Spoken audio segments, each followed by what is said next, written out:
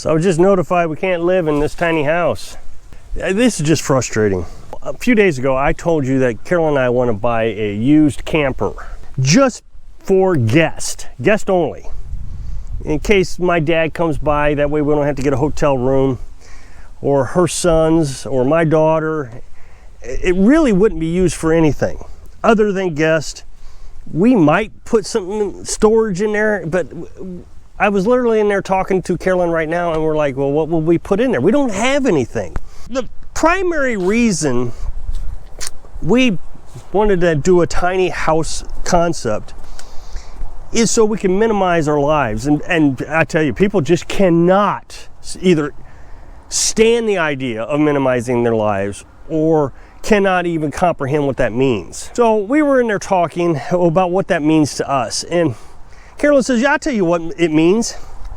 She used to always think it was important to have lots of dishes.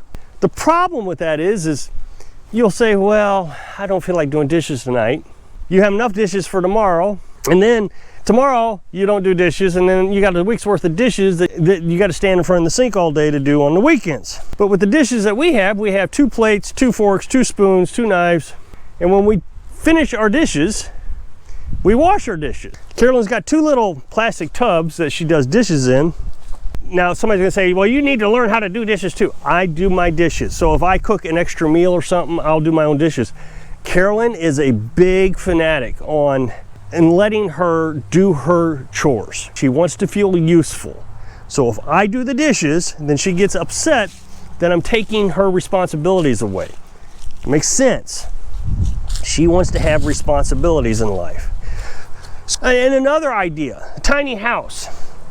A lot of people want to have a big closet of clothes. So what Carolyn and I do is we have enough laundry that lasts us about 3 changes. Carolyn does laundry about 2 to 3 times a week in the bucket.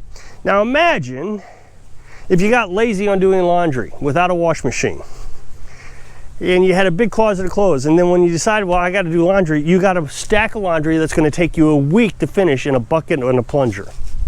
So again, you minimize your life. You don't have a lot of extra stress in life. Carolyn has a kitchen on the back porch.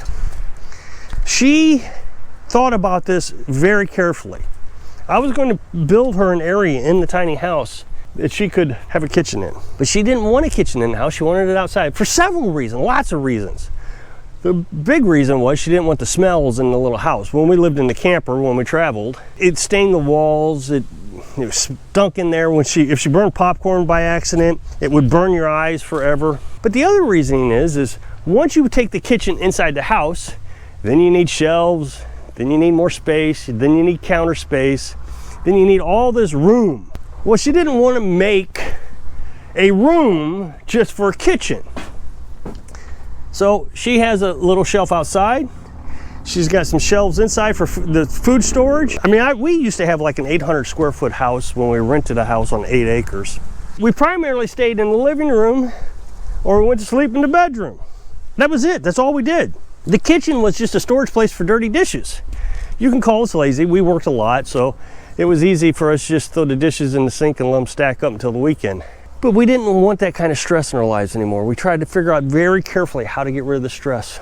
The thing I thought about building a tiny house was I didn't have to meet a bunch of regulatory requirements. Now, to me, that was priceless. It was huge. Now, I get that most people don't agree with that philosophy. Oh no, you got to have safety standards. And that's why I was reported so much by my viewers, turned into the sheriff and the county inspector, because they really thought that I needed to follow code. But I didn't have to follow code for 2 reasons. One, it was under the size requirement. I forget what the size requirement is. It was, I think, 200 square feet. This is just under 200 square feet. And then we had it on a trailer, an old mobile home. So the guy, the county code guy that came out, said, oh, you're fine, you're just remodeling. I mean, it was a complete remodel, but it was a remodeling of a trailer. A firestorm happened as soon as we started looking into getting a camper for visitors. Now, originally we thought we would build a loft in the tiny house that visitors could sleep up there in the loft. We never got around to it. Then we had to cut holes into the side of the gable here because we needed ventilation. There were just a lot of reasons why we decided we didn't want the loft. But the camper is still a feasible idea. Secondly, if for whatever reason we wanted to go camping, I doubt if we ever would. Now we have a camper. Somebody said, you don't want a camper because you're gonna have to pay taxes on it. I only have to pay taxes on it if it's licensed. If it's just sitting in a yard, it doesn't have to be licensed. I don't think I have to pay any personal property taxes on it either, again, unless it's licensed. And in the state of Missouri, they're getting ready to change the law that if your vehicle is over 10 years old, they're not gonna charge you any taxes in it anyways. And I think that's actually going through the Congress and the Senate right now. I don't see the camper being a big deal. There were a few other reasons why we wanted to keep this small. If you have a big house, then you feel some sort of obligation, and I don't know what the right word is, but some sort of obligation that you need to fill it with stuff. So the first thing people would want to fill it with is a wash machine and dryer. And Carolyn was even saying this, the bigger the house is, the easier it is to fill it up. So then you put a wash machine and dryer in it. Now we got to figure out how to power it. Well, the whole idea is to be off grid. I mean, I got to complain about being off grid also. I just don't understand why that's so important to you. It is important to me. It is important to me because I don't want to pay someone for their product. I would rather make it myself. It's more reliable. I'm just content with it. Well, if you don't get it, I don't know if I can ever explain it to you. Now we got to have some sort of power for the wash machine and dryer. Well, that means more generators or just hook up to the grid. Well, now it's kind of like, well, we're becoming modern again. When we were trying to minimize our lives, the bigger the house gets, the more you have to have help from the outside. Water, electric, utilities. We just didn't want any of that. Then we had the heat issue. Obviously, I'm getting older. And I don't know how long I can cut firewood. I mean, right now I'm doing fine. We also have, hopefully, 15 years of firewood. I say that, but I mean, we've already used 2 years, so I guess we're down to 13 years. I intend to get probably 5 to 10 more cords of firewood in my lifetime. Another 15 truckloads to 30 truckloads, something like that. In my life, I only have to use 3 truckloads of firewood every year in this little house. And sometimes it's too much. We probably could do better with less, but we're still working out the bugs on that. How do you keep the wood stove from getting too hot? But as soon as we get bigger, now we're having to heat more. And I was told that an 800 square foot house uses 4 cords of firewood per year. So that's 12 truckloads every year. And I'm expecting to get maybe 15 to 30 for the rest of my life, extra. So I don't see myself doing that for the rest of my life. Well, as soon as I said that we were getting a camper, I immediately got people telling me, oh no, here's what you got to do. You need to add on to that porch, close in that porch. I even said in the video, I'm not going to close in the porch. We like the porch. Of course, in the wintertime, it gets a little cluttered up because we got firewood, kindling, and we got chicken stuff that it's all sitting out here. In the summertime, we sit out here and it's beautiful. So no, we want to keep the porch open, but no, you got to close the porch in. Okay, let's close the porch in. As soon as I close the porch in, now I'm going to have to figure out how to heat this portion of it. The other thing I don't want to happen is I don't want to raise the eyebrows of the county code inspector. First of all, I'm on YouTube. So as soon as I start building something, I'm going to have subscribers turning me in to the county code inspector. Oh, he's doing it again. He's building stuff. And originally I was going to build a covering for the firewood until I found out I had to have a permit for that. And then I decided against it because I don't want that kind of scrutiny. I just want to be left alone. There are people around here all over the place that are just left alone. They buy Home Depot sheds, they got campers, and they all live in them, and everybody's left alone. But you don't want to have the spotlight on you either. So the more you build, the more the spotlight gets turned on you. Have one person say, oh, I would add on a living room to your tiny house. That way our guests can stay in the living room. Then what do I do with the living room when I'm not using it? I would have to heat it because it's attached. I would assume. I guess I could close it off, but I don't see the point. You're already starting to step into the boundaries of needing to fill it. You're gonna have to have a couch and a TV, a radio, you know, just all the junk, the lamps and the carpeting and just the garbage.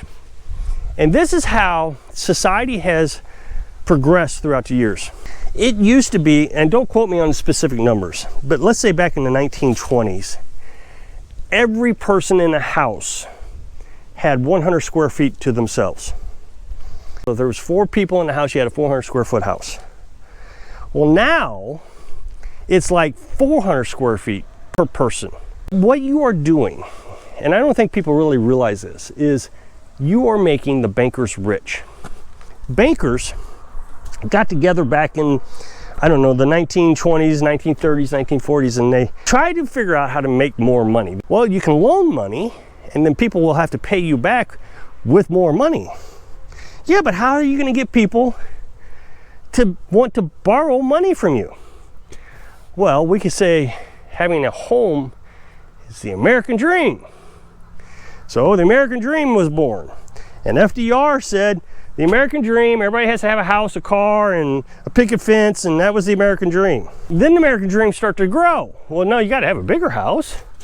Oh, you're getting ready to have a baby? Well, shoot, you're going to need a nursery, and you're going to need a daycare center, and you're going to need this, and then all of a sudden you got this house. I mean, I walked into houses that have 2 living rooms. One living room is for daily use, and the other living room is for guests. Now, I was a guest in a house one time, a guest. And they showed me their daily living room, and then they showed me their guest living room.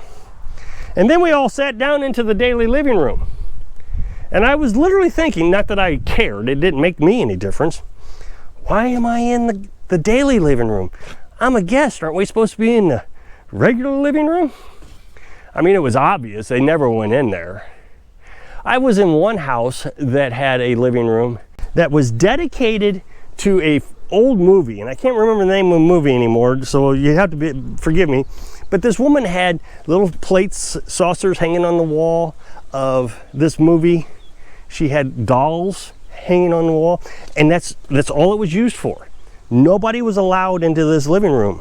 It was just her collection of stuff. I don't quite understand why subscribers would come to my channel knowing it's a little house off grid and then say, you need to build onto your little house to make it a big house. Well, why don't I just move this thing out of here back in a mobile home, and I don't have to do a darn thing. So if you click this up next box, take you to a video where I was talking about being sued and getting fined. So I hope I can inspire you to seriously consider downsizing your lives. It is nicer. So you can live your dreams. Thanks for watching.